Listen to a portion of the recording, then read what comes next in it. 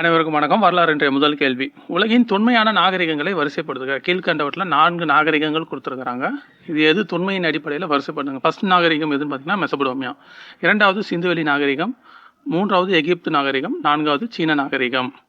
இந்த 4 நாகரிகங்களுக்கும் இடையேயான ஒற்றுமை எதுன்னு பார்த்தீங்கன்னா, இந்த 4 நாகரிகங்களும் நதிக்கரையில் தான் தோன்றியது. இப்போ மெசபடோமிய நாகரிகம் யூக்ரட்டிஸ் மற்றும் டைக்ரீஸ் என்ற நதிக்கரையில் தோன்றின. சிந்துவெளி நாகரிகம் சிந்து நதியை மற்றும் அதன் துணை ஆறுகளை ஒட்டி சிந்து சமவெளி நாகரிகம் தோன்றின. எகிப்து நாகரிகம் நைல் நாகரிகம் என்றும் அழைக்கப்படுகிறது. நைல் நதியை ஒட்டி எகிப்து நாகரிகம் அமைந்தது. சீன நாகரிகம் மஞ்சள் ஆறு அல்லது ஹுவாங் ஆறு என்று அழைக்கப்படும் அந்த ஆற்றங்கரையில் சீன நாகரிகம் தோன்றியது. அப்போ தொன்மையின் அடிப்படையில் வரிசைப்படுத்தினா மெசபடோமியா, சிந்துவெளி நாகரிகம், 3வது எகிப்து, 4வது சீன நாகரிகம்.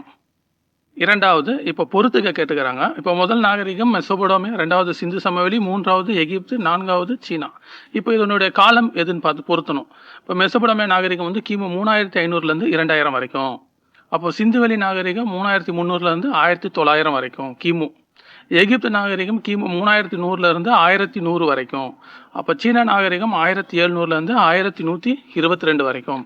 அப்போ இந்த 4 நாகரிகங்களும் தோன்றிய காலம் எதுன்னு கேட்டாங்கன்னா மெசபடோமியா 3500, சிந்துவெளி 3300, எகிப்து நாகரிகம் 3100, சீன நாகரிகம் 1700. 200 வருஷமாக தான் குறைஞ்சிட்டு வருது 3 நாகரிகங்களும். அது அழிந்த ஆண்டு எதுன்னு பார்த்துக்கலாம். இதில் மிக நீண்ட காலம் இருந்த நாகரிகம் எதுன்னு பார்த்தீங்கன்னா எகிப்து நாகரிகம். சுமார் 2000 ஆண்டுகள் எகிப்து நாகரிகம் காணப்பட்டன. நமது இந்திய பகுதிகளில் காணப்பட்ட நாகரிகம் எதுன்னு பார்த்தீங்கன்னா சிந்துவெளி நாகரிகம். மிக திட்டமிடப்பட்ட நகர அமைப்பை கொண்டு இருந்தது எதுன்னு பார்த்தீங்கன்னாலும் சிந்துவெளி நாகரிகம். அடுத்த 3வது கேள்வி, மக்கள் ஏன் நதிக்கரையில் குடியேறினர்? ஏன்னா நாகரிகம் நதிக்கரையில் தான் தோன்றியது. அதை தான் ஆற்றங்கரையை நாகரிகத்தின் தொட்டில் என்று அழைப்பாங்க. அப்போ ஏன் விரும்பி நதிக்கரை பக்கத்தில் குடியேறாங்க பார்த்தீங்கன்னா அங்கே வளமான மண், இந்த ஆறு நல்ல ஒரு மண் என்ன பண்ணும் கொண்டு சேர்க்கும். அதனால் வளமான மண் ஆண்டுதோறும் கிடைக்கும். அடுத்தது ஆறுகளில் பாயும் நீர் நன்னீர் குடிப்பதற்கும் கால்நடை தேவைகளுக்கும் நீர்ப்பாசனத்திற்கும் பயன்படுத்தப்பட்டன. ஓகே. அடுத்தது போக்குவரத்துக்கு ஏற்ற வழிகளாக இருந்தன. ஆமாம், படகு போக்குவரத்து மிக எளிமையாக ஆற்றங்கரையை ஒட்டி நடந்தன. அப்போது மேற்கூறிய அனைத்தும் நம்ம இந்தியாவிலே எடுத்துக்கிட்டிங்கன்னா முக்கியமான சிட்டிகள் அனைத்தும், நகரங்கள் அனைத்தும் எந்த ஆற்றங்கரையை ஒட்டி தான் அமைந்திருக்கின்றன. அடுத்து 4வது கேள்வி, சிந்துவெளி நாகரிகத்தில் புதையுண்ட நகரம் என அழைக்கப்படுவது எதுன்னு பார்த்தீங்கன்னா ஹரப்பா. இதுதான் புதையுண்ட நகரம் என்று அழைப்பாங்க. மொஹஞ்சதாரோ என்ன அழைப்பான்னு பார்த்தீங்கன்னா இறந்தவர்களின் மேடு அல்லது இடுகாட்டு மேடு என்று அழைப்பாங்க. இந்த ஹரப்பாவும் மொஹஞ்சதாரோவும் எந்த நாட்டில் இருக்குது? இப்போ தற்சமயம் பார்த்தீங்கன்னா பாகிஸ்தான் நாட்டில் அமைந்திருக்கிறது. அடுத்த 5வது கேள்வி, ஹரப்பா நகரத்தின் இடிபாடுகளை முதலில் டேஷ் என்ற ஆங்கிலேயர் தமது நூலில் விவரித்தார். யாருன்னு பார்த்தீங்கன்னா சார்லஸ் மேசன் என்ற ஆங்கிலேயர் தான் 1826ஆம் ஆண்டு இந்த ஹரப்பா நகரத்தில் இடிபாடுகள் காணப்படுகிறது என்பதை தன்னுடைய நூலில் விவரிச்சிருக்கிறாரு. அப்போ முதல்ல ஹரப்பா இடிபாடுகளை பற்றி கூறியவர் யாருன்னு பார்த்தீங்கன்னா சார்லஸ் மேசன் என்ற ஆங்கிலேயர். அடுத்த 6வது கேள்வி, கிழக்கிந்திய கம்பெனியின் பணிபுரிந்த படை வீரரும் ஆராய்ச்சியாளரும் ஆவார். அவர் தற்போது பாகிஸ்தானில் உள்ள இந்தியாவின் டேஷ் பகுதியை பார்வையிட்ட போது சில செங்கல் திட்டுகள் இருப்பதை கண்டார். அந்த பாழடைந்த செங்கற்கோட்டை உயரமான சுவர்களுடனும் கோபுரங்களுடனும் ஒரு மலை மீது கட்டப்பட்டுள்ளது என குறிப்பிட்டார். இதுதான் ஹரப்பா இருந்ததற்கான முதல் வரலாற்று சான்று. அது எந்த பகுதியில் இருந்ததுன்னு பார்த்தீங்கன்னா இந்தியாவின் வடமேற்கு பகுதி. இதுதான் மேப்பு. இதுதான் ஜம்மு காஷ்மீர் பகுதின்னு பார்த்தீங்கன்னா இது பாகிஸ்தான். இது ஆப்கானிஸ்தான் பகுதின்னு பார்த்தீங்கன்னா இது கிழக்கு பகுதி, இது மேற்கு பகுதி, இது வடக்கு பகுதி, இது தெற்கு பகுதி. அப்போ வடக்கும் மேற்கும் சேர்ந்து இந்த வடமேற்கு பகுதியில் தான் அவர் காணப்பட்டார். அப்போ பாகிஸ்தானில் தான் என்ன பகுதி இருக்குது? ஹரப்பா. அது இந்தியாவின் வடமேற்கு பகுதியை தான் அப்படி குறிப்பிட்டிருக்கிறார். அடுத்து 7வது கேள்வி, கிபி அல்லது பொது ஆண்டு 1856 பொறியாளர்கள் லாகூரில் இருந்து டேஷ் ரயில் பாதை அமைக்கும் பொறுத்து நிலத்தை தோண்டிய போது அதிகமான சுட்ட செங்கற்கள் கண்டறியப்பட்டன. ரயில்வே ஸ்டேஷன் இது பண்ணுறதுக்காக, ரயில்வே பாதை அமைக்கிறதுக்காக பூமியை நோண்டும் போது நிறைய செங்கற்கள் கிடைத்தன. அந்த செங்கலை எடுத்துகிட்டு போயிட்டு ரயில் இது பண்ணுறதுக்கு அமைச்சாங்க. அது எந்த நகருக்கு இடையே அமைந்தது? பாகிஸ்தானில் லாகூருக்கும் மற்றும் கராச்சிக்கு இடையே நடந்த இதில் தான் இது பண்ணிச்சு. இன்னொரு புக்கில் என்ன சொல்லிக்கிறாங்க, கராச்சி முல்தான் அப்படின்ற ஒரு ஊரையும் சொல்கிறாங்க தங்க நகரம் என்று அழைக்கப்படுகிறது. 1712 முகமது பின் காசிம் முதல்ல சிந்து மீது படையெடுத்தார், முதல் அரேபியர். அப்போது இந்த முல்தான் பகுதியும் வருது, கராச்சி என்ற பகுதியும் வருகிறது. அப்போ லாகூர்ல இருந்து கராச்சி அல்லது முல்தான், இந்த முல்தான் வந்து தங்க நகரம் என்றும் அழைக்கப்படுகிறது. அடுத்து 8வது கேள்வி, கிபி அல்லது பொது ஆண்டில் தொல்பொருள் ஆய்வாளர்கள், அதாவது ஆர்கியாலஜிஸ்ட்கள், ஹரப்பா மற்றும் மொஹஞ்சதாரோ இடையே நகரங்களை அகழ்வாய்வு செய்ய ஆரம்பித்தனர். எந்த ஆண்டு அகழ்வாய்வு செய்ய ஆரம்பித்தாங்கன்னு பார்த்தீங்கன்னா 1920ஆம் ஆண்டு ஸ்டார்ட் பண்ணுறாங்க. 21 ஹரப்பாவையும் 22 மொஹஞ்சதாரோவையும் என்ன பண்ணுறாங்க, அகழ்வாய்வு செய்து வெளி உலகத்துக்கு கொண்டு வராங்க. அப்போ ஆரம்பித்த ஆண்டு எதுன்னு பார்த்தீங்கன்னா 1920. முக்கியமான கேள்வி. 9வது கேள்வி, நாகரீகம் என்ற சொல் பண்டைய மொழி சொல்லான சிவிக்ஸ் என்பதிலிருந்து வந்தது. இந்த சிவிக்ஸ் என்ற சொல் எதிலிருந்து வந்துச்சு பார்த்தீங்கன்னா லத்தீன் மொழி சொல். இந்த சிவிக்ஸ் நாகரீகம், நகரம் என்று பொருள் கொண்ட இந்த நாகரீகம் லத்தீன் மொழி சொல். போன டாபிக்லையும் நம்ம 2 இது பார்த்துருப்போம். ஹிஸ்டோரியா என்ற கிரேக்க மொழி சொல், ஆந்த்ரோபாலஜி மனிதன் மற்றும் அவனுடைய எண்ணங்களை குறிக்கும், அதுவும் கிரேக்க மொழி சொல். அப்போ நாகரிகம் என்ற சொல் எந்த மொழி சொல்லிருந்து வந்து பார்த்தீங்கன்னா சிவிலைசேஷன், லத்தீன் மொழி சொல். நாகரிகம் என்பதன் பொருள் என்னன்னு பார்த்தீங்கன்னா நகரம், அதாவது சிட்டி என்று பொருள். அடுத்து 10வது கேள்வி, 1924 இந்திய தொல்பொருள் ஆய்வுத்துறையின் இயக்குனர் யார்? அந்த இந்திய ஏஎஸ்ஐ ஆர்கியாலஜிக்கல் சர்வே ஆஃப் இந்தியாவோட இயக்குனர் யாருன்னு பார்த்தீங்கன்னா சர் ஜான் மார்ஷல். இவர் வந்ததுக்கு அப்புறம் தான் அகழ்வாராய்ச்சி மிக இதுவாக வந்து என்ன இது சூடு பிடிக்குது. அப்போ 1924 ஏஎஸ்ஐயோட இயக்குனர் யாருன்னு பார்த்தீங்கன்னா சர் ஜான் மார்ஷல். சொன்னால் 11வது கேள்வி, நாகரிகம் என்ற சொல்லின் பொருள் என்ன? நாகரிகம் அதாவது சிவிலைசேஷன், அதோட பொருள் என்ன அப்படின்னு பார்த்தீங்கன்னா நகரம், ஒரு பண்பட்ட நகரம், சிட்டி கல்ச்சர், அதுதான் வந்து நாகரிகம். சிவிலைசேஷன் அது வந்து லத்தீன் மொழி சொல். அடுத்து 12வது கேள்வி, ஹரப்பாவிற்கும் மொஹஞ்சதாரோவிற்கும் இடையே பொதுவான அம்சங்களை இருப்பதை கண்டறிந்தவர் யார்? ஹரப்பா வந்து சிந்துவெளி நாகரிகத்தில் ஹரப்பா ஒரு பகுதி, மொஹஞ்சதாரோ ஒரு பகுதி. இந்த 2 பகுதிகளுக்கும் இடையே ஒரு பொதுவான அம்சங்கள் இருப்பதை கண்டறிந்தவர் யாருன்னு பார்த்தீங்கன்னா சர் ஜான் மார்ஷல். இந்த இயக்குனர் தான் வந்து பொதுவான அம்சங்கள் இருப்பதை கண்டுபிடிச்சாரு. இப்போ இந்த ஹரப்பாவும் மொஹஞ்சதாரோவும் பாகிஸ்தான்லேயே இருக்குது. இந்த 2 பகுதிகளுக்கும் இடைப்பட்ட தூரம் எவ்வளோன்னு பார்த்தீங்கன்னா சுமார் 500 கிலோமீட்டர், 540 கிலோமீட்டர். அப்போ அந்த 540 கிலோமீட்டர் தொலைவில் இருந்தாலும் 2 பகுதியும் வந்து ஒரே மாதிரியான ஒரு பொதுவான அம்சங்கள் வந்து இருக்கிறது என்பதை கண்டறிந்தவர் யாருன்னு பார்த்தீங்கன்னா சர் ஜான் மார்ஷல். அடுத்து 13வது கேள்வி, டேஷ் இரண்டுமே ஒரு பெரிய நாகரிகத்தை சார்ந்த வெவ்வேறு பகுதிகள் என்ற முடிவுக்கு வந்தார் சர் ஜான் மார்ஷல். எந்த பகுதியும் பார்த்தீங்கன்னா ஹரப்பா மற்றும் மொஹஞ்சதாரோ. இந்த ஹரப்பா மற்றும் மொஹஞ்சதாரோ கண்டுபிடிப்பதற்கு முன்னாடி வந்து இந்த ஹரப்பாவும் மொஹஞ்சதாரோவும் மெசபடோமிய நாகரிகம் ஒட்டிய பகுதிகள் என்ற ஒரு இது இருந்துச்சு. இந்த சர் ஜான் மார்ஷல் இயக்குனர் அப்புறம் இங்கே அகழ்வாராய்ச்சி செய்ததுக்கு அப்புறம் தான் இந்தியாவிற்கு என்று ஒரு தனித்த ஒரு பகுதி நாகரிகம் காணப்படுகிறது என்பதை வந்து இந்த ஹரப்பா மொஹஞ்சதாரோ அகழ்வாராய்ச்சிக்கு பிறகுதான் வந்து என்ன பண்ணாங்க, கண்டுபிடித்தார்கள். அப்போது இந்த 2 பகுதியும் ஹரப்பா மொஹஞ்சதாரோவும் சிந்து சமவெளி நாகரிகத்தில் இருக்கிற ஒரு பெரிய நாகரிகத்தை சார்ந்த வெவ்வேறு பகுதிகள். இப்போ எடுத்துக்காட்டாக இப்போ நம்ம தமிழ்நாட்டை நினச்சிக்கலாம், சென்னை ஒரு பகுதி, மதுரை ஒரு பகுதி, இப்படி நம்ம நினச்சிக்கணும்னா அப்போ ஒரே நாகரிகத்தை சார்ந்த வெவ்வேறு பகுதிகள் ஒரு பெரிய இதில் 2 தூரமாக கிட்டத்தட்ட ஒரு 400-500 கிலோமீட்டர் தூரத்தில் இருக்கிற வெவ்வேறு பகுதிகள், ஆனால் ஒரே நாகரிகத்தை சார்ந்த பெரிய நாகரிகத்தை சார்ந்த பகுதிகள். அது மாதிரி தான் எடுத்துக்காட்டாக கொண்டு வர வேண்டும் ஹரப்பா மற்றும் மொஹஞ்சதாரோவை. அடுத்து 14வது கேள்வி, ஹரப்பாவிலும் மொஹஞ்சதாரோவிலும் கண்டுபிடிக்கப்பட்ட டேஷ் சிறிய அளவு வேறுபாடு இருப்பதை ஆராய்ச்சியாளர்கள் கண்டறிந்தனர். எனவே ஹரப்பா நாகரிகம் மொஹஞ்சதாரோவை விட பழமையானது. அப்போ இருக்கிறதுலே மிக பழமையான நாகரிகம் எது, ஹரப்பாவா மொஹஞ்சதாரோவா அப்படின்ற ஒரு கேள்வி வரும்போது அது ஹரப்பா தான் வந்து என்னது, ஹரப்பா நாகரிகம் என்பதை விட ஹரப்பா பகுதி தான் வந்து பழமையானது என்ற முடிவுக்கு வருகின்றனர். அதை வந்து எதை அடிப்படையில் வச்சு அதை கண்டுபிடிச்சாங்க அப்படின்னு பார்த்தீங்கன்னா மட்பாண்டங்கள். அந்த மட்பாண்டங்களுக்கு இடையேயான வேறுபாடுகளை வைத்துக்கொண்டு தான் வந்து என்ன பண்ணுறாங்க, ஹரப்பா மிக பழமையான நாகரிகம் என்பதை கண்டுபிடிச்சாங்க. யார் கண்டுபிடிச்சாங்கன்னா சர் ஜான் மார்ஷல் அவர்கள். அடுத்து 15வது கேள்வி, கதிரியக்க கார்பன் வயது கணிப்பு முறை மூலம் சிந்துவெளி நாகரிக காலம் என்ன? எதுன்னு பார்த்தீங்கன்னா கிமு 3300 1900 வரைக்கும். இதே சார் ஜான் மார்ஷல் வந்து சிந்து சமவெளி நாகரிக காலம் வந்து கிமு 3250 2750 வரையும் இருப்பதாக வந்து என்ன பண்ணியிருக்கிறாரு, குறிப்பிட்டிருக்கிறாரு. ஆனால் என்னதான் வந்து நம்ம மனிதர்கள் வந்து வெவ்வேறு காலப்பகுதி கணக்கிட்டாலும் அறிவியல் முறைப்படி கணக்கிடுறதுன்னு பார்த்தீங்கன்னா ரேடியோ கார்பன் 14 அந்த ஐசோடோப்பை பயன்படுத்தி தான் வந்து கண்டுபிடிப்பாங்க. அப்படி கண்டுபிடிச்சதில் அது வந்து 3300 1900 வரைக்கும் இருந்ததாக, கிமு 3300 1900 வரை இருந்ததாக கணக்கிட்டு கூறுகின்றனர். அடுத்து 16வது கேள்வி, இந்திய தொல்லியல் துறை ASI என்பதன் விரிவாக்கம் என்ன? ASI என்பதன் விரிவாக்கம் என்னன்னு பார்த்தீங்கன்னா ஆர்கியாலஜிக்கல் சர்வே ஆஃப் இந்தியா என்பதன் விரிவாக்கம் தான் வந்து ASI. இதனுடைய முதல் இயக்குனர் யாருன்னு பார்த்தீங்கன்னா அலெக்சாண்டர் கன்னிங்ஹாம்.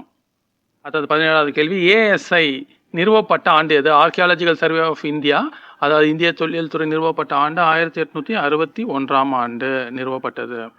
18வது கேள்வி, 1861 ஆண்டு டேஷ் என்ற நில அளவையாளர் உதவியுடன் ஆர்கியாலஜிக்கல் சர்வே ஆஃப் இந்தியா, அதாவது ASI தொல்லியல் துறை, இந்திய தொல்லியல் துறை எப்போ யாரால் நிறுவப்பட்டது பார்த்தீங்கன்னா நில அளவையாளர் அலெக்சாண்டர் கன்னிங்ஹாம் அவருடைய துணையுடன் என்ன பண்ணுறாங்க, ஆர்கியாலஜிக்கல் சர்வே ஆஃப் இந்தியா இந்தியாவில் நிறுவப்பட்டது, அதுவும் குறிப்பாக புதுடெல்லியில். அடுத்து 19வது கேள்வி, ASI தலைமையகம் உள்ள இடம் எது? ASI தலைமையகம் உள்ள இடம் எதுன்னு பார்த்தீங்கன்னா புதுடெல்லி. ஆர்கியாலஜிக்கல் சர்வே ஆஃப் இந்தியா அமைந்திருக்கிற இடம் எதுன்னு பார்த்தீங்கன்னா தலைமையகம், ஹெட் குவார்ட்டர்ஸ் எங்கே இருக்குதுன்னா புதுடெல்லி. அடுத்து 20வது கேள்வி, டேஷ் என்பது மக்கள் வெண்கலத்தாலான பொருட்களை பயன்படுத்திய காலம் ஆகும். என்னன்னா வெண்கல காலம். செம்பு காலமும் வெண்கல காலமும் எல்லாமே வந்து என்னது ஒரே காலம் தான். அப்போ சிந்து சமவெளி நாகரிக காலத்தை வந்து செம்பு காலம் என்றும் அழைப்பர் அல்லது வெண்கல காலம் என்றும் அழைப்பர், பிரோன்ஸ் ஏஜ். அடுத்து 21வது கேள்வி, சிந்துவெளி நாகரிக காலம் எக்காலத்தை சார்ந்தவை? சிந்து சமவெளி நாகரிக காலம்னாலே அது வந்து என்ன காலம், செம்பு காலம் அப்படின்னு நம்ம நினச்சிக்கணும். இதுக்கு முன்னாடி வந்து பழைய கற்காலம், இடைக்கற்காலம், புதிய கற்காலம். புதிய கற்காலத்துக்கு அடுத்த வர காலம் சிந்துவெளி நாகரிக காலம், செம்பு காலம். அதாவது கற்கருவியிலிருந்து என்ன எதுக்கு மாறுறாங்க, உலகமான செம்புக்கு மாறுறாங்க. அப்போ சிந்துவெளி நாகரிகம் என்பது செம்பு காலத்தை சார்ந்தது. இப்போ இந்த செம்பு காலத்துக்கு முடிஞ்சதுன்னா என்ன காலம் தொடங்குது பார்த்தீங்கன்னா இரும்பு காலம். அது வந்து ஆரியர்களோட காலம் அல்லது வேத காலம் என்று அழைக்கப்படுகிறது. நன்றி. நம்ம இதோட கண்டினியூ அடுத்த பாட்டில் பார்க்கலாம்.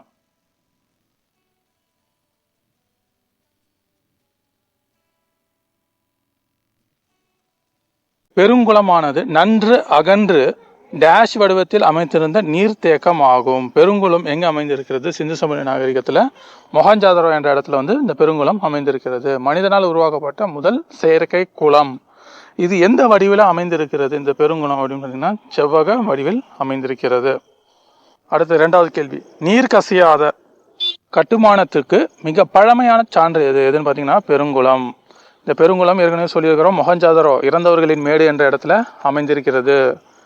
பாகிஸ்தானில் இருக்குது. இப்போ மொஹஞ்சதாரோ பாகிஸ்தான் மாநிலத்தில் பாகிஸ்தான் என்ற நாட்டில் அமைந்திருக்கிறது. இந்த நீர் கசியாமல் இருப்பதற்கு நீலக்கீல் என்ற ஒரு பூச்சி வந்து பூசப்பட்டது. அது வந்து இயற்கை தார் என்றும் அழைக்கப்படுகிறது. அடுத்து 3வது கேள்வி, குளத்தின் சுவர்கள் சுட்ட செங்கற்களால் கட்டப்பட்டிருக்கிறாங்க.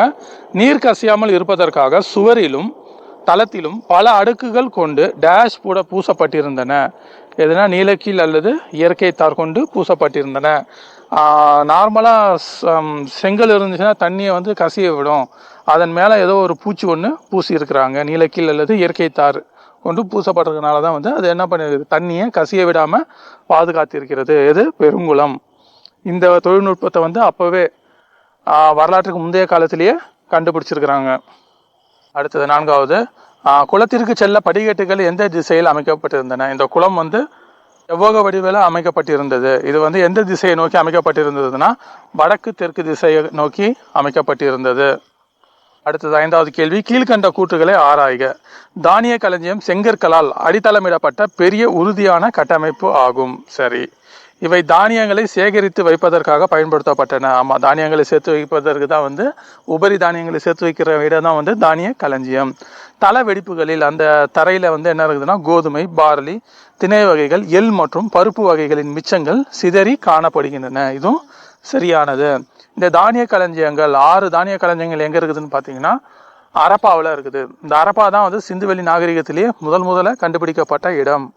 அதனால தான் சிந்து சமவெளி நாகரிகத்திற்கு மற்றொரு பெயர் அரப்பா நாகரிகம் என்றும் அழைக்கிறாங்க. அதே மொஹஞ்சதாரோவிலும் ஒரு தானிய களஞ்சியம் காணப்படுகிறது. இந்தியாவில் வந்து ஹரியானா மாநிலத்தில் உள்ள ராகி ஹர்கியில் ஒரு தானிய களஞ்சியம் காணப்படுகின்றன. அது முதிர்ச்சி அடைந்த ஹரப்பா காலத்தை சார்ந்தது. எது? ராகி ஹர்கி, ஹரியானா மாநிலத்தில் அமைந்திருக்கிறது. 6வது கேள்வி, செங்கற்களால் கட்டப்பட்ட சுவர்களை கொண்ட தானிய களஞ்சியம் ஒன்று ஹரியானா மாநிலத்தில் உள்ள டேஷில் கண்டுபிடிக்கப்பட்டது. எங்கன்னா ராக்கி அருகி, ஹரியானா மாநிலம் ராக்கி அருகில கண்டுபிடிக்கப்பட்டது. இது சிந்துவெளி நாகரிகத்துல எந்த இடத்துலையுமே பெரிய கல்லையோ பாறாங்கல்லையோ பயன்படுத்தப்படல. முழுவதும் என்ன பண்ணியிருக்கிறாங்க, சுட்ட செங்கற்கள் மற்றும் சுடாத செங்கற்களை தான் பயன்படுத்தி இருக்கிறார்கள். 7வது கேள்வி, டேஷில் இருந்த இன்னொரு மிகப்பெரிய பொது கட்டடம் கூட்டரங்கு ஆகும். இது 20 தூண்கள் 4 வரிசைகளை கொண்ட பறந்து விரிந்த கூடம். ஒரு பொது கட்டிடம், மிக பெரும் பொது கட்டிடம் அல்லது அரங்கு, கூட்ட அரங்கு எங்க காணப்படுகிறதுன்னு பார்த்தீங்கன்னா மொஹஞ்சதாரோ, இறந்தவர்களின் மேடு என்று சிந்தி மொழி சொல்லாகும். அது மொஹஞ்சதாரோ என்பது சிந்தி மொழி சொல்லாகும். இங்க மிகப்பெரிய கட்டடம் காணப்படுகிறது. அது கூட்ட அரங்கா இருக்கலாம் என்று காணப்படுகிறது. இந்த மொஹஞ்சதாரோவில் பெருங்குளம் காணப்படுகிறது, தானிய களஞ்சியம் ஒன்று காணப்படுகிறது, மேலும் இந்த கூட்ட அரங்கு ஒன்று காணப்படுகிறது.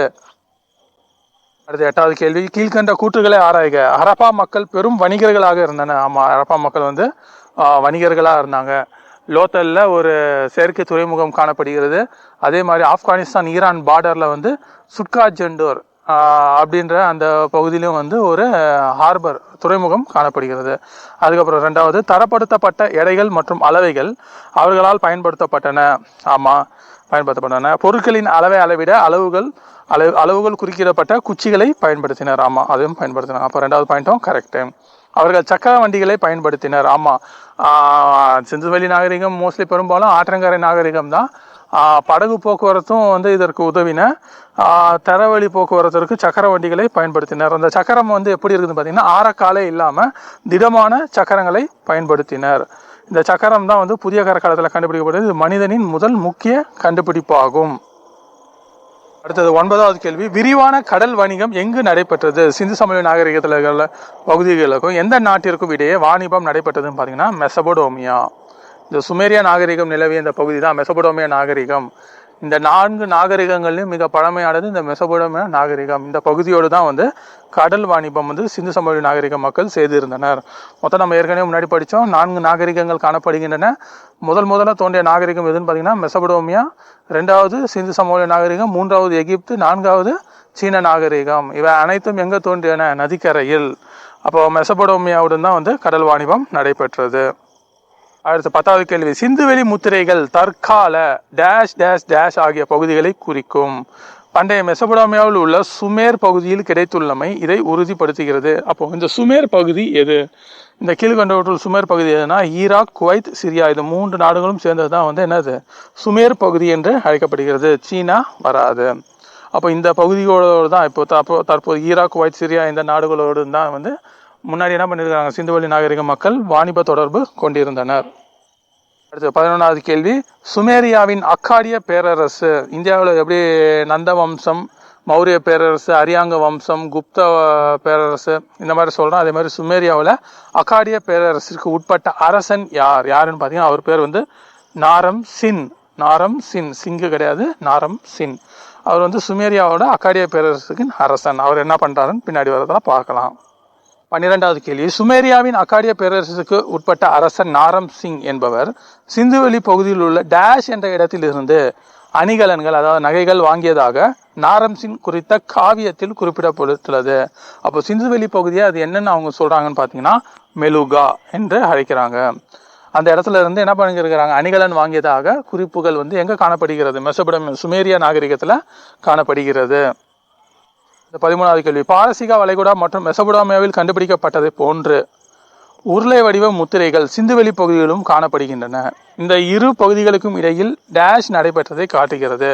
இதனால் என்ன பகுதி இங்கேயும் முத்திரைகள் காணப்படுகின்றன. மெசபடோமியா பாரசீக வளைகுடா பகுதிகளிலும் என்ன பண்ணுறாங்க, முத்திரைகள் காணப்படுகின்றன. அந்த முத்திரைகள் எல்லாமே வடிவம் ஒரே மாதிரி இருக்குது. அதனால் அதை வச்சுக்கின்னு என்ன பண்ணுறாங்க, வரலாற்று அரசியல்கள் இரு பகுதிகளுக்கும் இடையே என்ன நடந்ததுன்னா வணிகம் அல்லது வியாபாரம் கண்டிப்பாக என்ன பண்ணியிருக்கணும், நடந்திருக்கணும். எந்த முறையில் வியாபாரம் நடைபெற்றதுன்னு பார்த்தீங்கன்னா பண்டமாற்று முறை அல்லது பார்ட்டர் முறை என்று அழைக்கப்படுகின்றன. இந்த முறையில் தான் இது பண்ணியிருக்கிறாங்க. ஜான் மார்ஷல் சிந்துவெளி நாகரிகத்தை கண்டுபிடிக்காததுக்கு முன்னாடி நம்ம அந்த நாகரிகம் எல்லாமே மெசபடோமியாவுடன் இருந்ததாக தான் எல்லாருமே கருதி இருந்தாங்க. அந்த சிந்து சமவெளி அகழ்வாராய்ச்சி பண்ண பிறகு தான் இந்தியாவிற்கு என்று இந்திய பகுதியில் ஒரு தனி நாகரிகம் இருந்ததாக அடையாளம் காணப்பட்டன. 14வது கேள்வி, குஜராத்தில் உள்ள கப்பல் கட்டும் மற்றும் செப்பனிடும் தளம் ஒன்று கண்டுபிடிக்கப்பட்டுள்ளது. ஆமா, இது அவர்கள் மேற்கொண்ட கடல் வாணிகத்தை உறுதிப்படுத்துகிறது. அங்க அப்போ ஹார்பர் இருக்குது குஜராத்தில். அது எந்த இடம் பார்த்தீங்கன்னா லோத்தல். லோத்தல் என்ற பகுதியில் தான் வந்து ஒரு செயற்கை துறைமுகம் மற்றும் கப்பல் கட்டும் தடம் வந்து கண்டுபிடிக்கப்பட்டது. இந்த குஜராத் துறைமுகத்திலிருந்து தான் வந்து இந்த மெசபடோமிய நாட்டுக்கு வந்து வாணிபம் நடைபெற்றதாக கூறப்படுகிறது. அடுத்தது 15வது கேள்வி, மனிதர்களால் முதலில் கண்டுபிடிக்கப்பட்ட மற்றும் பயன்படுத்தப்பட்ட உலோகம் எதுன்னு பார்த்தீங்கன்னா செம்பு. பழைய கற்காலம், இடைக்கற்காலம், புதிய கற்காலம். புதிய கற்காலத்துக்கு அடுத்து வாழ்ந்த காலம் எதுன்னு பார்த்தீங்கன்னா செம்பு காலம். செம்பு காலத்துக்கு அடுத்தது என்னென்ன இது உலோகத்தை யூஸ் பண்ணுறாங்கன்னு பார்த்தீங்கன்னா இரும்பு. அப்போ செம்புக்கு அடுத்தது வந்தது இரும்பு. அப்போ செம்பு தான் வந்து முதல்ல பயன்படுத்தப்பட்ட உலோகம். அதனால தான் வந்து சிந்துவெளி நாகரிகத்தை செம்பு காலம் என்று நாம் அழைக்கின்றோம். 16வது கேள்வி, லோத்தல் என்ற இடம் குஜராத்தில் டேஷ் ஆற்றின் ஒரு துணை ஆற்றின் கரையில் அமைந்துள்ளது. எந்த ஆறுனா சபர்மதி ஆற்றின் துணை ஆறான போகோஹோ அப்படின்ற ஒரு ஆற்றின் கரையில் தான், துணை ஆற்றின் கரையில் தான் வந்து இந்த லோத்தல் என்ற இடம் வந்து அமைந்திருக்கிறது. லோத்தல் என்ற பகுதியை கண்டுபிடித்தவர் வந்து எஸ்.ஆர். ராவ் என்பவர் கண்டுபிடித்தார். 17வது கேள்வி, அமர்ந்த நிலையில் உள்ள ஓர் ஆண் சிலை டேஷ் உள்ள ஒரு கட்டிடத்திலிருந்து கண்டுபிடிக்கப்பட்டுள்ளது. எந்த இடத்துல இருந்து இந்த சிலையை கண்டுபிடித்தாங்கன்னு பார்த்தீங்கன்னா மொஹஞ்சாதாரோ. மொஹஞ்சாதாரோவில் இது இருக்குது, பெருங்குளம் இருக்குது, தானிய களஞ்சியம் காணப்படுகிறது, கூட்ட அரங்கு காணப்படுகிறது. அமர்ந்த நிலையில் ஆண் சிலை ஒன்று கண்டுபிடிக்கப்பட்டுள்ளது. அதுக்கப்புறம் நாட்டிய மங்கை அல்லது நாட்டிய மாது என்று அழைக்கப்படும் சிலையும் மொஹஞ்சாதாரோவில் கண்டுபிடிக்கப்பட்டுள்ளது.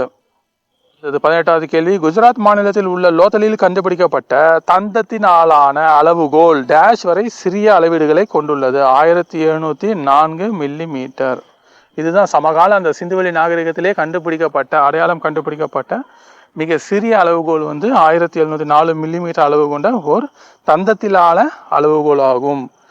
வேற எங்கேயுமே வந்து எல்லாம் ஓரளவு பெரிய அளவுகோல் தான் கிடைச்சிருக்கிறது. இங்கே மிகச்சிறிய அளவுகோல் வந்து லோத்தல்ல தான் கிடைச்சிருக்குது. அந்த லோத்தல் எங்க இருக்குதுன்னா குஜராத் மாநிலத்தில் அமைந்திருக்கிறது. கப்பல் கட்டும் தளம் மற்றும் செப்பனிடும் இடம். அடுத்தது 19வது, சமகாலத்திலே நாகரிகங்களை கண்டுபிடிக்கப்பட்ட அளவுகோல் மெசபடோமியா, சிந்துவெளி நாகரிகம், எகிப்து, சீனா இந்த நாகரிகம் அனைத்திலையும் எடுத்துக்கோன்னா கண்டுபிடிக்கப்பட்ட அளவுகோலில் இதுதான் மிக சிறிய பிரிவு அளவு ஆகும். இது எங்கே கிடைத்துள்ளது? எங்கே கிடைக்கப்பட்டுள்ளதுன்னு பார்த்தீங்கன்னா லோத்தல் என்ற இடத்துல தான் வந்து கிடைக்கப்பட்டுள்ளது. அடுத்து 20வது கேள்வி, டேஷ் வெண்கலத்தால் ஆன இந்த சிறிய பெண் சிலை கிடைத்துள்ளது. எங்கே கிடைத்துள்ளது? இந்த பெண் சிலையும் வந்து மொஹஞ்சாதாரோவில் தான் வந்து கிடைக்கப்பட்டுள்ளது.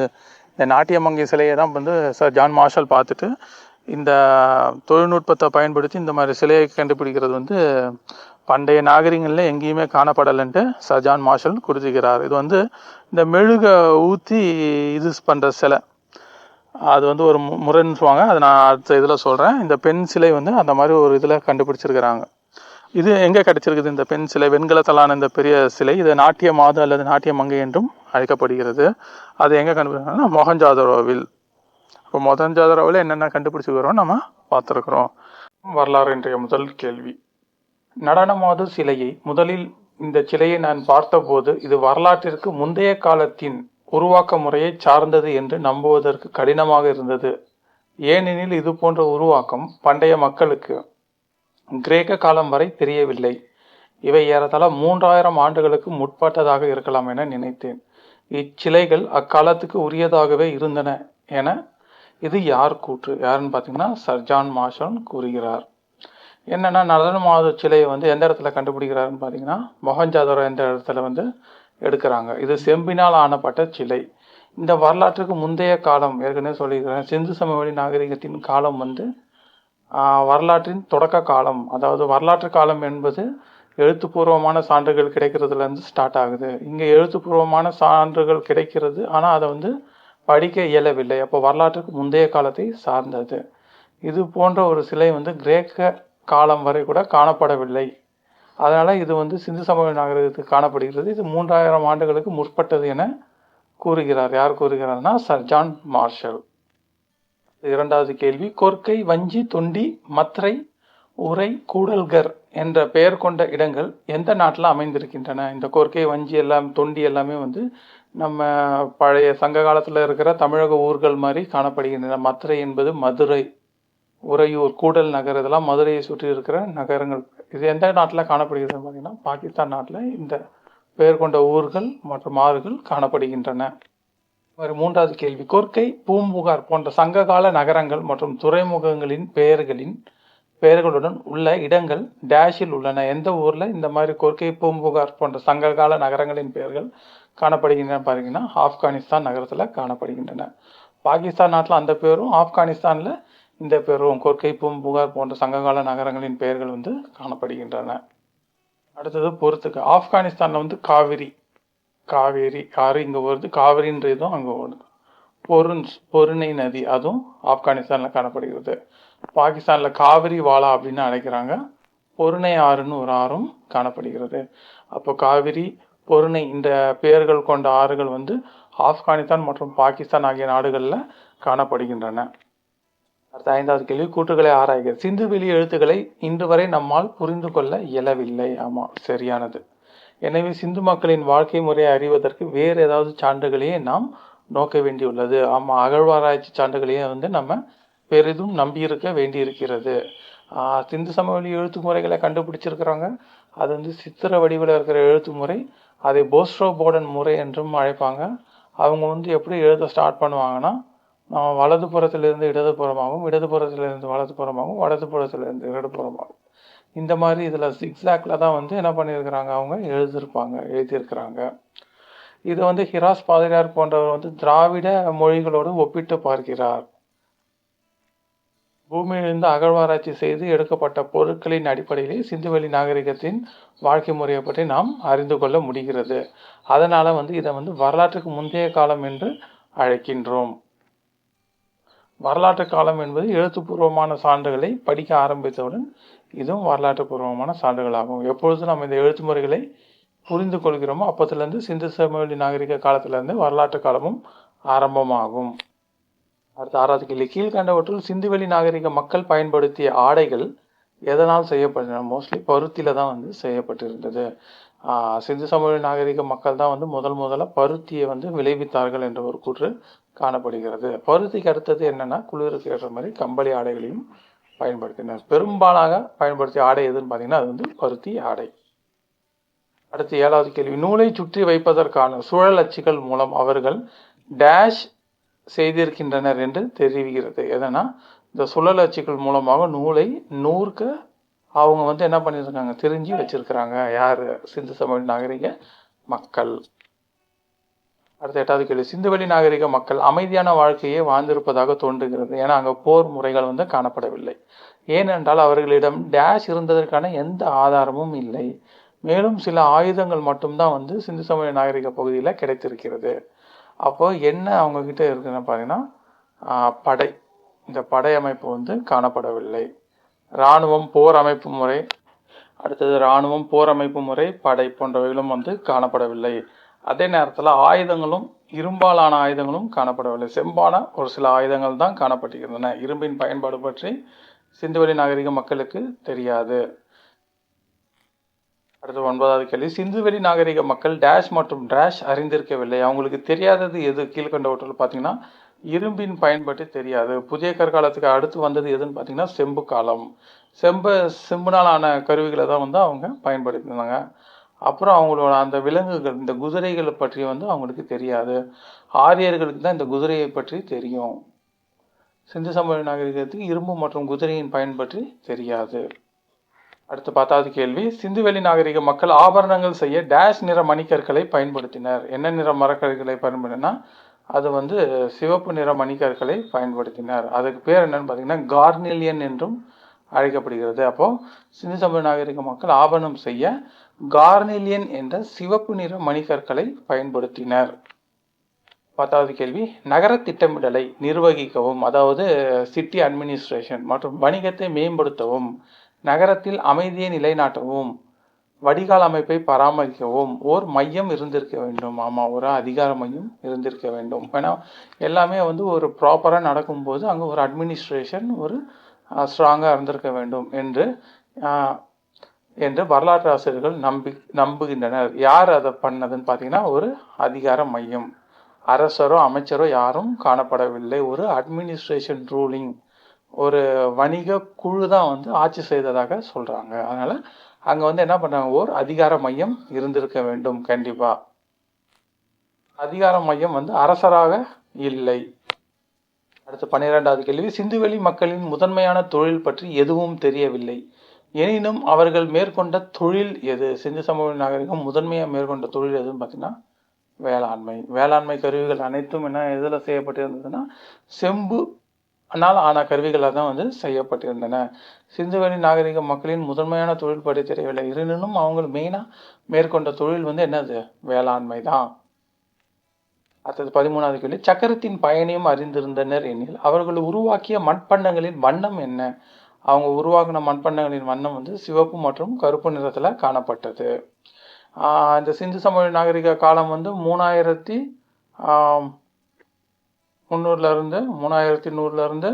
கிட்டத்தட்ட 1900 வரைக்கும் இருந்ததாக நம்ம காணப்படுகிறது. இந்த நேரத்தில் வந்து சிவப்பு நிற கருப்பு மண்பாண்டங்களை வந்து சிந்து சமவெளி நாகரிக மக்கள் பயன்படுத்தினாங்க. கிமு 1500 1000 வரைக்கும் காணப்பட்ட என்ன காலம்?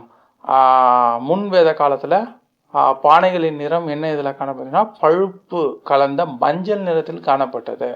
அதே நேரத்தில் 1600 வரை காணப்பட்ட பின்வேத காலத்தில் பானைகளின் நிறம் என்னன்னா சாம்பல் நிறம். அடுத்தது 14வது, சிந்துவெளி நாகரிக மக்கள் வணங்காத தெய்வம் எது? அவங்க வணங்காத தெய்வம் இந்திரன். இது வந்து முன்வேத காலத்தில் தான் வந்து இந்திர வழிபாடு காணப்பட்டுச்சு. அரச மதத்தை வணங்கினாங்க, பசுபதி என்னும் சிவனை வணங்கினாங்க. தாய் வழிபாடு முறை சிந்துவெளி நாகரிகத்தில் காணப்பட்டது. ஆனால் கோயில்களோ வழிபாட்டு கூடங்களோ சிந்துவெளி நாகரிகத்தில் காணப்படவில்லை. ஆனால் அவங்களோட வழிபாட்டு முறை அரச மரம், பசுபதி என்னும் சிவன், தாய் வழிபாடு முறை காணப்பட்டது. அடுத்து 15வது கேள்வி, டேஷினால் செய்யப்பட்ட பல்வேறு வகையான பொம்மைகள் மற்றும் மக்களின் விளையாட்டு மற்றும் பொழுதுபோக்குக்காக ஆர்வத்தை காட்டுகின்றன. எதனால் செஞ்சாங்க அந்த பொம்மைகள் பார்த்தீங்கன்னா சுடுமண் எனப்படும் ஒரு டெரகோட்டா மண்ணினால் தான் வந்து இந்த வகையான பொம்மைகள் வந்து செய்யப்பட்டன. அடுத்து 16வது கேள்வி, கிமு பொது ஆண்டிற்கு முன் டேஷாம் ஆண்டிலிருந்து ஹரப்பா நாகரிகம் சரிய தொடங்கியது. 1900 சரிய ஆரம்பித்து கிட்டத்தட்ட 1700 முழுமையாக வீழ்ச்சி அடைஞ்சிரும். கிமு 1500 வேத காலம் வந்து தொடங்கும். ஆரியர்கள் கைபர் போலன் கலமை வழியாக அலையாக இந்தியாவிற்குள்ள வந்துடுவாங்க. அந்த பஞ்சாப் பகுதியில் வந்து சப்த சிந்து என்று அழைக்கப்பட்ட அந்த 7 நதிக்கரைகளில் குடியேறுவாங்க. யாரு? ஆரியர்கள். 17வது கேள்வி, முதல் எழுத்து வடிவம் டேஷால் உருவாக்கப்பட்டது. யாரால் உருவாக்கப்பட்டதுன்னா சுமேரியர்கள். மெசபடோமிய நாகரிகம் அந்த பகுதியில் சுமேரியர்களால் தான் உருவாக்கப்பட்டது. இன்னைக்கு எழுத்துப்பூர்வமான சான்றுகள் தொடங்கப்படுகிறதோ இலக்கியங்கள் கிடைக்கப்படுதோ அன்னிலிருந்து தான் வந்து வரலாற்று காலம் துவங்குகிறது. அப்படி கிடைக்காம அகழ்வாராய்ச்சி பொருட்களை மட்டும் நம்பியிருக்கும் போது அது வந்து வரலாற்றுக்கு முற்பட்ட காலம் என்று அழைக்கப்படுகிறது. 18வது கேள்வி, மொஹஞ்சதாரோவில் தொல்பொருள் ஆராய்ச்சி நடைபெறும் இடம் உலக பாரம்பரிய தலமாக டேஷ் அமைப்பால் தேர்ந்தெடுக்கப்பட்டன. எதனா யுனெஸ்கோ. யுனெஸ்கோ என்பதன் விரைவாக United Nation Organisation of Scientific Economic Cultural Organisation. ஐக்கிய நாடுகள் சபையின் ஒரு அங்கமான அமைப்பு தான் வந்து யுனெஸ்கோ.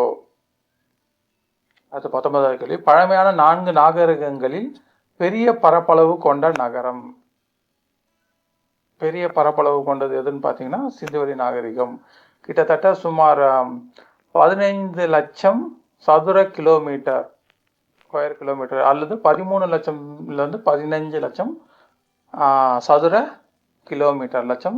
கிலோமீட்டர் பரப்பளவு கொண்டது. அப்போ மெசபடோமியா, சிந்து சமவெளி நாகரிகம், எகிப்து, சீனா இந்த 4 நாகரிகங்களிலும் மிக அதிக அளவு பரப்பளவு கொண்டது நம்ம சிந்துவெளி நாகரிகம். முதல் திட்டமிட்ட நகரம் பிளான்டு சிட்டி எதுன்னு பார்த்தீங்கன்னாலும் நம்ம சிந்துவெளி நாகரிகம். ஏன்னா ட்ரைனேஜ் சிஸ்டம் பாதாள சாக்கடை எந்த ஒரு நாகரிகத்திலையும் காணப்படவில்லை, சிந்துவெளி நாகரிகத்தில் மட்டும்தான் காணப்படுகிறது.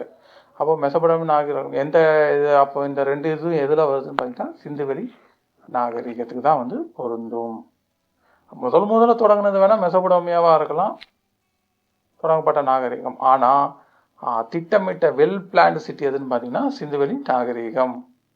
20வது கேள்வி, கார்பனின் கதிரியக்க ஐசோடோப்பான கார்பன் 14 பயன்படுத்தி ஒரு பொருளின் வயதை அறியும் முறை கதிரியக்க கார்பன் முறை அல்லது டேஷ் முறை என்று அழைக்கப்படுகிறது.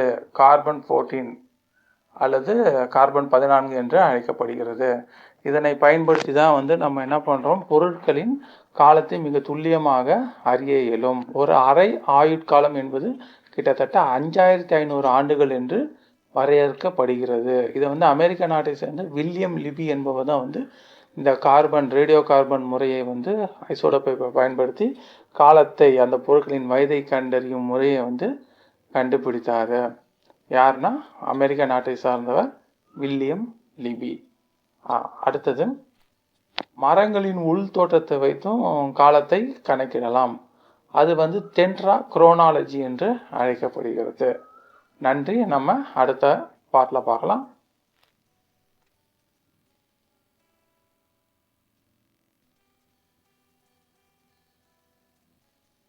இன்றைய முதல் கேள்வி, எப்பொழுது மனிதன் நிலையாக வாழ ஆரம்பித்தானோ அதுவே டேஷின் தொடக்கமாக குறிக்கப்பட்டது. எப்போ மனுஷன் வந்து நாடோடியிலிருந்து ஒரு நிலையாக ஒரு இடத்துல ஸ்டாண்டர்டாக வாழ ஆரம்பித்தானோ அப்போ தான் வந்து என்ன தொடங்கிச்சுன்னு பார்த்தீங்கன்னா நாகரிகம், சிவிலைசேஷன். அதாவது இந்த நாகரிகம் என்பது வந்து என்ன மொழிச்சொல்லுன்னு பார்த்தீங்கன்னா லத்தீன் மொழிச்சொல். இதன் பொருள் என்னன்னு பார்த்தீங்கன்னா நகரம் என்பதாகும். நிலையாக வாழ ஆரம்பித்தான், அப்போ தான் வந்து இந்த நாகரிகம் தொடங்க ஆரம்பித்தது. ரெண்டாவது, ஹரப்பா நாகரிகம், அதாவது சிந்துவெளி நாகரிகம் ஒரு டேஷ் நாகரிகம் ஆகும். என்ன நாகரிகம் பார்த்தீங்கன்னா நகர, அதாவது சிட்டி கல்ச்சரில் இருந்த ஒரு நாகரிகம், சிவிலைசேஷன்.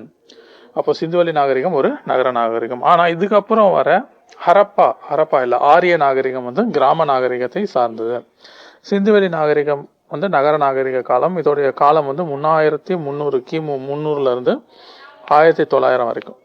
இதுக்கு பின்னாடி வர ஆரிய நாகரிகம் வந்து 1500லேருந்து கிமு 600 வரைக்கும் காணப்படும். ஆனால் அது வந்து கிராம நாகரிகத்தை சார்ந்தது. மூன்றாவது கேள்வி, டேஷில் காணப்படுகின்ற பெருங்குளமே உலகின் முதலில் கட்டப்பட்ட பொதுக்குளம் ஆகும். அதாவது மனிதனால கட்டப்பட்ட முதல் ஒரு பொதுக்குளம் எங்கே காணப்படுகிறது அப்படின்னு பார்த்தீங்கன்னா மொஹஞ்சதாரோவில், அதாவது சிந்து சமவெளி நாகரிகத்தில் தான் வந்து இந்த மாதிரி குளம் காணப்படுகிறது. அதுவும் குறிப்பாக மொஹஞ்சதாரோவில், இறந்தவர்களின் மேடு என அழைக்கப்படும் சிந்தி மொழி சொல்லில் அழைக்கப்படும் மொஹஞ்சதாரோவில் காணப்படுகிறது. அடுத்தது நான்காவது கேள்வி வந்து பொறுத்துக. இப்போ இந்த சிந்து சமவெளி நாகரிகத்தின் எல்லைகளை பற்றி இந்த புக்கில் வந்து கொடுத்துருக்குறாங்க. இது அப்போ வந்து இந்திய மேப் வந்து நம்ம வந்து என்ன பண்ணிக்கணும், வரைஞ்சி வச்சுக்கணும். இந்தியா மேப் அந்த ஸ்டார்டிங் அந்த இதில் இது வந்து பாகிஸ்தான், இது வந்து ஆப்கானிஸ்தான். அப்போ வந்து இது வந்து நார்த்து, இது வடக்கு, இது வந்து கிழக்கு, இது ஈஸ்ட்டு, இது வந்து சவுத்து, இது வந்து வெஸ்ட்டு. அப்போது மேற்கில் என்ன பகுதி, மேற்கில் வந்து பாகிஸ்தானில் இருக்கிற மக்ரான் கடற்கரை, அது பலுசிஸ்தான் மாகாணத்தில் அமைந்திருக்கிற மக்ரான் கடற்கரை. அடுத்தது கிழக்கில் பார்த்திங்கன்னா காகர் ஆக்ரா நதி பள்ளத்தாக்கு வரை கிழக்கு, அதாவது உத்தரப்பிரதேசத்தில் இருக்கிற ஆலம்கீர்பூர் இந்த வரைக்கும். வடகிழக்குன்னு பார்த்தீங்கன்னா வடக்கு இந்த பகுதியில் பார்த்தீங்கன்னா ஆப்கானிஸ்தானை ஒட்டி இருக்கிறது. வடகிழக்கில் ஆப்கானிஸ்தான் வரைக்கும் எல்லைகள்.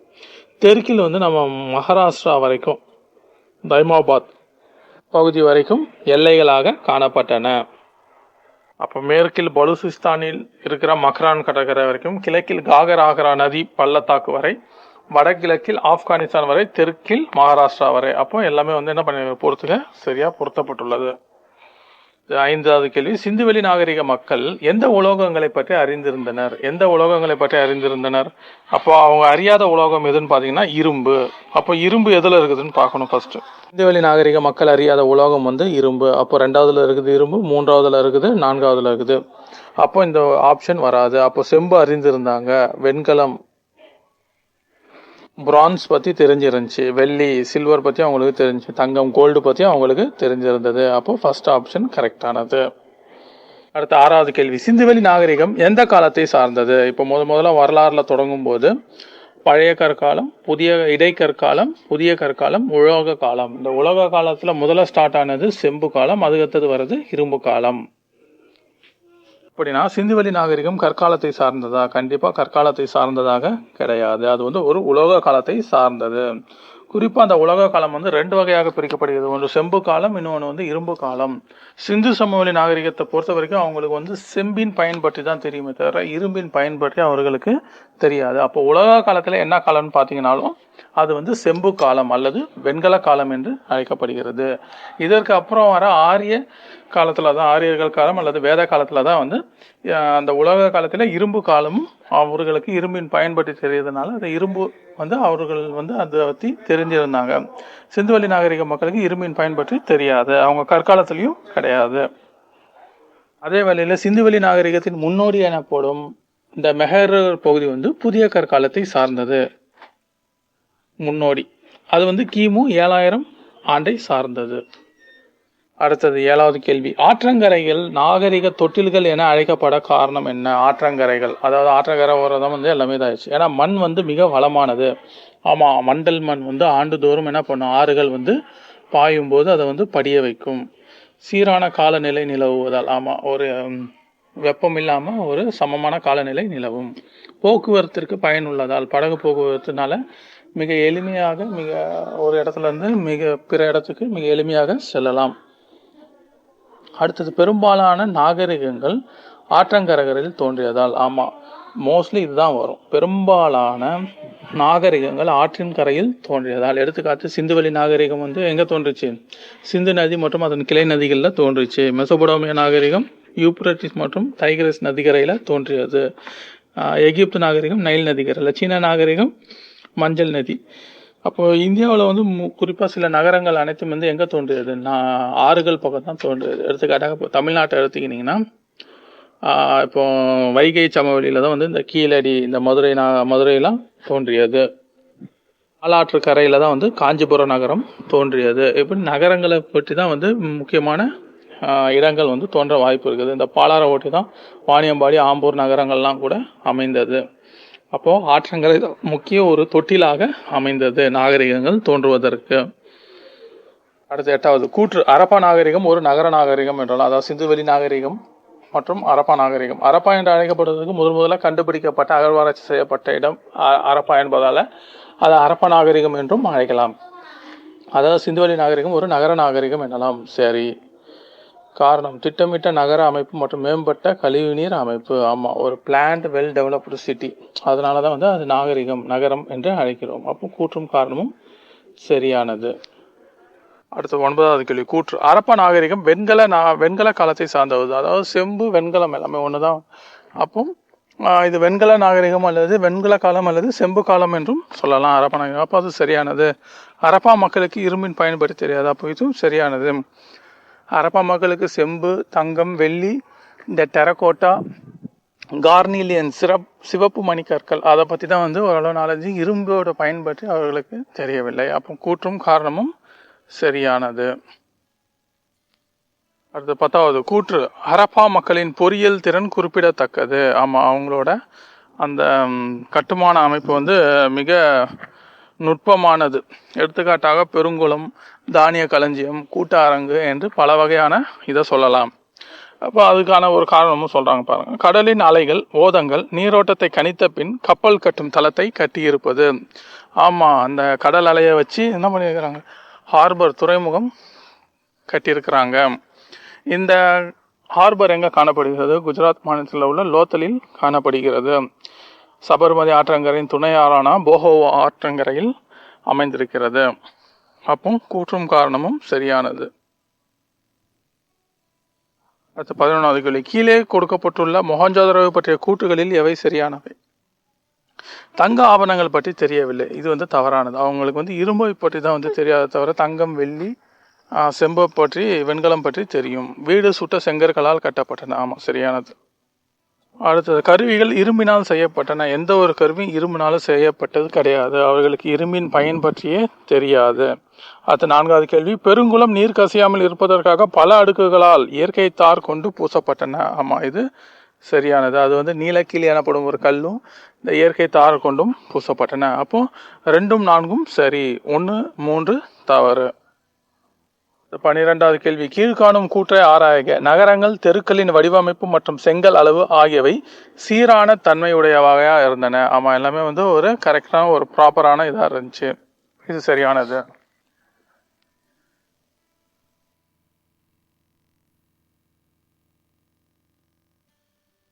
இப்போ இதில் 2வது பாயிண்ட், ஒரு விரிவான மற்றும் நன்கு வடிவமைக்கப்பட்ட வடிவகால அமைப்பு காணப்பட்டது. ஆமாம்.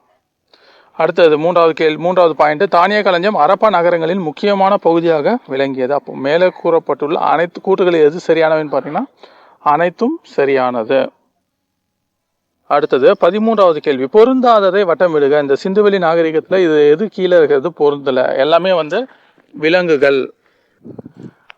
பொருந்தாததை வட்டமிடுக. இது காளைகள் இருந்திருக்குது, ஆடுகள் சிந்துவெளி நாகரிகத்தில் காணப்பட்டது, எருதுகள் இருந்திருக்குது, பன்றிகள் இருந்திருக்குது, குதிரைகள் காணப்படவில்லை. சிந்து சமவெளி நாகரிக மக்களுக்கு குதிரை மற்றும் இரும்பின் பயன்படுத்தி தெரியாது. ஒரு கூற்று ஆரியர்கள் படையெடுப்பால் தான் சிந்துவெளி நாகரிகம் அழிந்தது அப்படின்ற ஒரு கூற்று காணப்படும் போது அதற்கான காரணமா என்ன சொல்லப்படுகிறதுனா, ஆரியர்கள்கிட்ட மிக வலுவான, செம்பை விட வலுவானது எது? இரும்பு. அந்த மாதிரி இரும்பினால் செய்யப்பட்ட ஆயுதங்கள் அவர்களிடம் காணப்பட்டன. மேலும் வேகமாக ஓடும் குதிரைகள் அவர்களிடம் இருந்தனால தான் சிந்துவெளி நாகரிக மக்களை வீழ்த்தியதாக ஒரு கூற்று சொல்லப்படுகிறது. அதற்கு விளக்கமும் தரப்பட்டுள்ளது. 14வது கேள்வி, தவறான இணையை கண்டுபிடிக்க. இதுல எது தவறு? ASI ஆர்கியாலஜிக்கல் சர்வே ஆஃப் இந்தியாவோட இயக்குனர், சிந்துவெளி நாகரிக அகழ்வாராய்ச்சியின் முக்கிய இயக்குனர் யாருன்னு பார்த்தீங்கன்னா சர் ஜான் மார்ஷல். அப்போ இது சரியானது. கோட்டை, இந்த உயர் நிலப்பகுதி, அதாவது நகர நிர்வாகத்தினர் தான் இந்த கோட்டை பகுதிகளை தங்கினாங்க. அங்கதான் தானிய களஞ்சியம், பெருங்குளம் இவைகள்லாம் காணப்பட்டன. தானிய களஞ்சியம், பெருங்குளம் இதெல்லாம் காணப்பட்டன. அப்போ 2வதும் சரியானது. அடுத்தது 3வது, லோத்தல் கப்பல் கட்டும் தளம். ஆமா, குஜராத் மாநிலத்தில் லோக்தல், அதாவது சபர்மதி ஆற்றங்கரையின் துணையாறான போகவோ ஆற்றங்கரையில் அமைந்திருக்குது. இங்க கப்பல் கட்டும் தளம் மற்றும் கப்பலை என்ன பண்றாங்க, பழுது பார்த்தல், துறைமுகம் எல்லாமே இங்க காணப்படுகிறது லோத்தல்ல.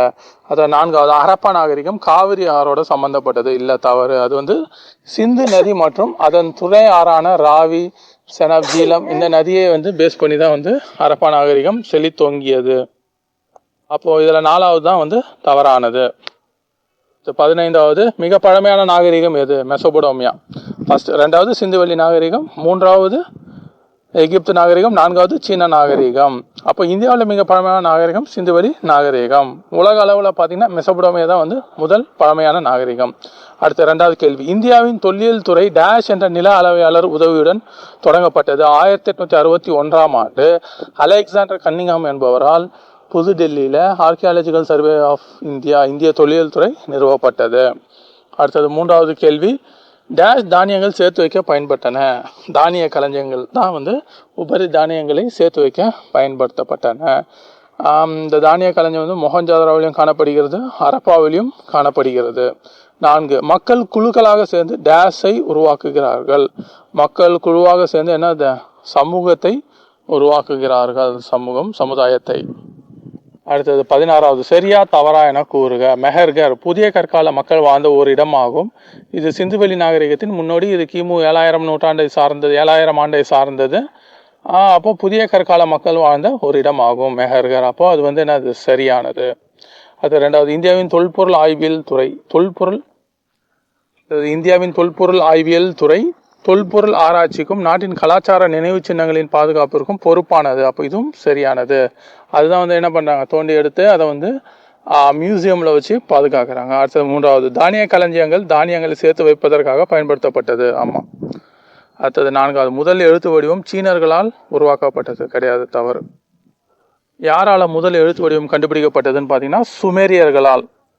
அடுத்தது 18வது கேள்வி, சிந்துவெளி நாகரிக மக்கள் ஆடை தயாரிக்க எதை பயன்படுத்தினர்? எதனா ஃபர்ஸ்ட் பருத்தியை தான் அவர்கள் பயன்படுத்தினார்கள். நூற்றாடை கொண்டு நூல் அச்சுகள் கொண்டு அதனை இது பண்ணாங்க. சிந்துவெளி நாகரிகத்தை தான் முதல்ல பருத்தியை விளைவித்தார்கள். அது முதலில் கண்டுபிடிக்கப்பட்ட சிந்துவெளி நாகரிகம் எது? முதல்ல சிந்துவெளி நாகரிகத்தில் கண்டுபிடிச்சாங்க பார்த்தீங்கன்னா ஹரப்பா. அதனால தான் சிந்துவெளி நாகரிகத்தை ஹரப்பா நாகரிகம் என்றும் அழைக்கின்றோம். சிந்துவெளி நாகரிகம் எங்கு இருந்தது? சிந்துவெளி நாகரிகம் இப்போ எங்க இருந்ததுன்னா பாகிஸ்தான் நாட்டில் அமைந்திருக்கிறது. முன்னாடி சிந்து சமவெளி நாகரிகம் என்று அழைக்கப்படுகிறது. ஏன்னா அந்த சிந்து நதியை ஒட்டி இருக்கிற பகுதி தான் சிந்து சமவெளி நாகரிகம் என்று அழைக்கப்பட்டது. ஆனால் அந்த பகுதி சிந்து நதியோட சார்ந்தது அல்லாமல் அதனுடைய விரிவாக்கம் கிட்டத்தட்ட ஒரு 15 லட்சம் சதுர கிலோமீட்டர் அளவுக்கு இருந்துச்சு. அதனால இப்போ என்ன பண்ணுறாங்க, சிந்துவெளி நாகரிகம் என்று அழைக்கிறோம். அப்போ எங்கே இருக்குதுன்னு பார்த்தீங்கன்னா ஆப்கானிஸ்தான், இந்தியா, பாகிஸ்தான் ஆகிய நாடுகளை உள்ளடக்கி இருந்தது. 3வது சிந்துவெளி நாகரிகம். எந்த விலங்கு வண்டி இழுக்க பயன்படுத்தது? காளை. அந்த விலங்கு தான் என்ன பண்ண வண்டி இழுக்க பயன்படுத்தப்பட்டது. அடுத்த 19வது கேள்வி, சார்லஸ் மேசன் எதை பார்த்தார்? ஹரப்பா பகுதியில், இந்தியாவின் வடமேற்கு பகுதிகளில் பாழடைந்த கோட்டைகளும் கற்கோட்டைகளும் காணப்பட்டதாக தன்னுடைய நூலில் விவரித்துள்ளார். அதை பார்த்து தன்னுடைய நூலில் எழுதி வச்சதான் பின்னாடி அகழ்வாராய்ச்சி செய்ய உதவியாக இருந்தது. அப்போ சிந்துவெளி நாகரிகத்தை பற்றி முதல்ல குறிப்பு எடுத்தவர், குறிப்பு கூறியவர் யாருன்னு பார்த்தீங்கன்னா சார்லஸ் மேசன் என்ற ஆங்கிலேய படை வீரர். அடுத்தது, சிந்துவெளி நாகரிக மக்கள் பயன்படுத்திய பொருட்களுள் தற்போது நாம் எவற்றையெல்லாம் பயன்படுத்துகிறோம்? ஏதாவது ஒரு 3 பொருள் நம்ம இது பண்ணிக்கலாம். அது வேறு என்ன பொருட்கள் எல்லாம் கிடைத்துள்ளன? நிறைய இரும்பிலால் செய்யப்பட்ட பொருட்களை தவிர மற்ற எல்லாமே கிடைச்சிருக்குது. சுடுமண் பொம்மைகள், பானைகள், கருப்பு சிவப்பு வண்ண பானைகள் ஆகியவை எல்லாம் வந்து சிந்துவெளி நாகரிகத்திலிருந்து கிடைத்துள்ளன. அது 20வது கேள்வி, சிந்துவெளி மக்களுக்கு தெரியாத 3 கூறு. என்னெல்லாம் தெரியாது? இரும்பு பயன்படுத்தி தெரியாது, குதிரையை பற்றி தெரியாது, ஆரியர்களை பற்றி அவர்களுக்கு தெரியாது. நகரமாக ஒரு சிட்டி கல்ச்சரில் வாழ்ந்தாங்க. எந்த உலகம் சிந்துவெளி மக்களுக்கு தெரியாது? எது? இரும்பின் பயன்படுத்தி தெரியாது. உலகின் மிக பழமையான நாகரிகம் எதுனா மெசபடோமியா நாகரிகம். அதுதான் உலகின் மிக பழமையானது. 21வது கேள்வி, முதலில் பழக்கப்படுத்தப்பட்ட விலங்கு நாய். ஏன்னா நாயோட மோப்ப சக்தியினால பிற விலங்குகள் வருவதை வந்து அறிந்து துல்லியமாக மனிதனுக்கு தெளிவுபடுத்தியது. அதை முதலில் பருத்தி செடியை வளர்த்தவர்கள் யார்? இந்த பருத்தி செடியை முதல்ல வளர்த்தவர்கள் யார் பார்த்தீங்கன்னா சிந்துவெளி நாகரிக மக்கள். IVC இண்டஸ் வேலி சிவிலைசேஷன் மக்கள் தான் முதல்ல பயன்படுத்தினாங்க. அதாவது சிந்துவெளி நாகரிக மக்கள். எந்த நிறுவனம் புதைப்பொருள் ஆராய்ச்சிக்கு பொறுப்பானது? எதுன்னு பார்த்தீங்கன்னா ASI, அதாவது ஆர்கியாலஜிக்கல் சர்வே ஆஃப் இந்தியா, இந்திய தொல்லியல் துறை. அடுத்தது 22வது கேள்வி, தமிழ்நாட்டில் ஏதும் ஆற்றங்கரை நாகரிகம் கண்டுபிடிக்கப்பட்டுள்ளதா? எடுத்துக்காட்டு சொல்லலாம். கீழடி, வைகை நாகரிகம் என்றும் அழைக்கப்படுகிறது. அடுத்தது, சிந்துவெளி நாகரிகம் பரவிய இடங்கள் 2 இந்தியாவில் எல்லைக்குட்பட்ட. எடுத்துக்காட்டாக ஹரியானாவில் இருக்க ராகி கர்கி, அது சொல்லலாம்.